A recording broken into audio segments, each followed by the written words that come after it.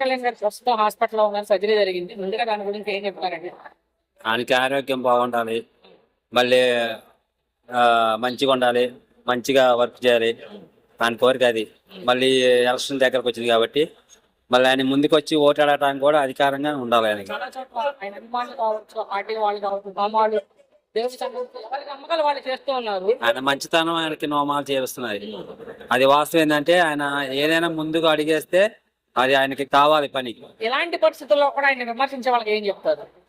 అది అన్ని కామనే. విమర్శించే వాళ్ళంటే వాళ్ళకి గిట్టనలో విమర్శిస్తారు ఇక అంతే. అంటే మనం ఈ పరిస్థితుల్లో ఇప్పుడు ఆయన్ని మనం ఇంకా అనుకూలించి మంచిగా చేస్తున్నాం చెప్పుకోవాలి. కానీ అటు ఎవరైనా సరే ఎట్లా మామూలుగా ఎట్లా ఉన్నా సరే విమర్శించకూడదు. మనం ఎంత బాధలో ఉన్నా సరే, ఎదట ఉన్నా సరే పగొన్నా సరే విమర్శించకూడదు మనం.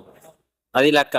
ఆయన డిప్యూటీ సీఎం అయ్యాక మీరు ఎలాంటి మార్పులు చూసారు మన రాష్ట్రంలో? చాలా మార్పులు చూసా నేను. పింఛన్ల మార్పులు చూసా, మరి రోడ్లు మార్పులు చూసా. గిరిజన రోజు ప్రాంతాల్లో అసలు రోడ్లు వేసాడు, స్కూల్ రోడ్లు వేసాడు.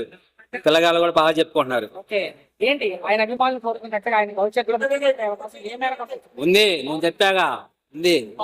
ఆ రాష్ట్రాన్ని నడిపిస్తారు? బంగారం ఉంది ఓకే, అసలు. అంత అభిమానం మీకు అంటే? అభిమానం అంటే ఆయన్ని ఒకసారి చూడాలి.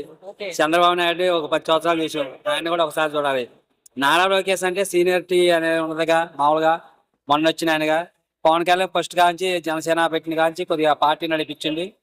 ఆయనకి కొద్దిగా అనుకూలంగా వ్యక్తిగతం కూడా ఫ్యాన్స్ కూడా వేస్తారని నా అభిమానం. మాటలో మీ అభిప్రాయం అంటే పవన్ గారి మీద? పవన్ గారు సీఎం కావాలని నా కోరిక.